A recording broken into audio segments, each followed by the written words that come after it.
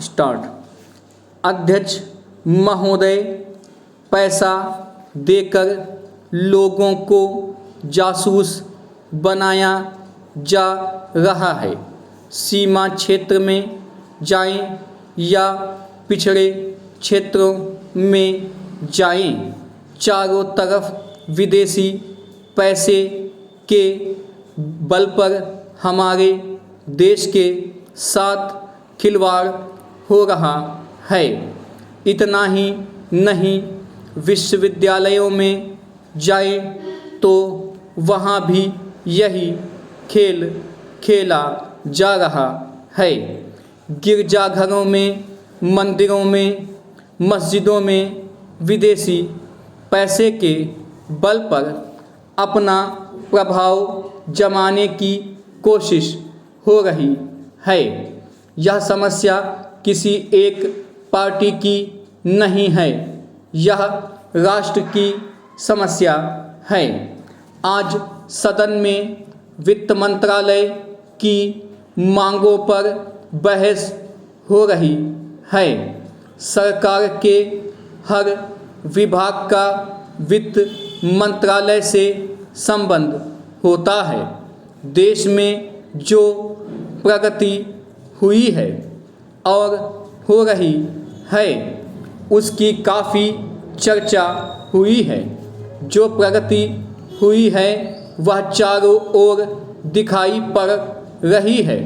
कम से cum rail विभाग में तो काफ़ी प्रगति दिखाई पड़ती है।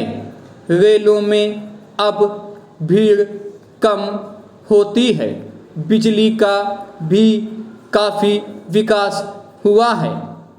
लेकिन देहातों की तरफ हमारा जो दृष्टिकोण है, उसको देखकर कुछ कष्ट होता है। अभी जो जनगणना हुई है, उसको देखने से मालूम होता है कि शहरों की जनसंख्या अधिक बढ़ी है। आज देहातों से लोग शहरों की तरफ आ रहे हैं। हमारे राष्ट्रपिता ने कहा था कि लोग देहातों में बसें, देहातों के जीवन को पवित्र करें। लेकिन स्वराज्य के 55 वर्ष बीत जाने के बाद भी देहातों की तरफ ना जाकर शहरों की तरफ लोग आते जा रहे हैं।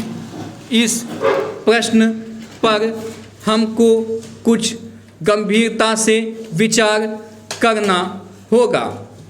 अगर देहातों में लोगों को सुख सुविधाएं मिलती जो आज शहरों में प्राप्त हैं, तो लोग देहातों से शहरों की तरफ ना दौड़ते, बल्कि शहरों से देहातों की तरफ जाते। देहात के जीवन में दो प्रकार की चीज़ें थीं। एक तो जमींदारी प्रथा थी और दूसरे वे लोग थे जो रुपए का लेन देन करते थे। जमींदारी प्रथा समाप्त हुई। इससे लोगों को कुछ राहत मिली। जहाँ तक रुपए के लेन देन का प्रश्न है, पहले 25% तक ब्याज लिया जाता था।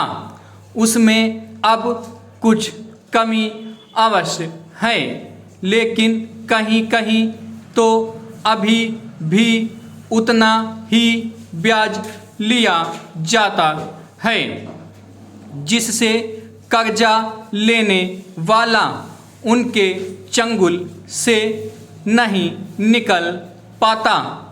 सरकार भी उचित दर पर कर्जा देने लगी है। इस वजह से कहीं कहीं पर साहूकारों के ब्याज की दर में कमी आई है।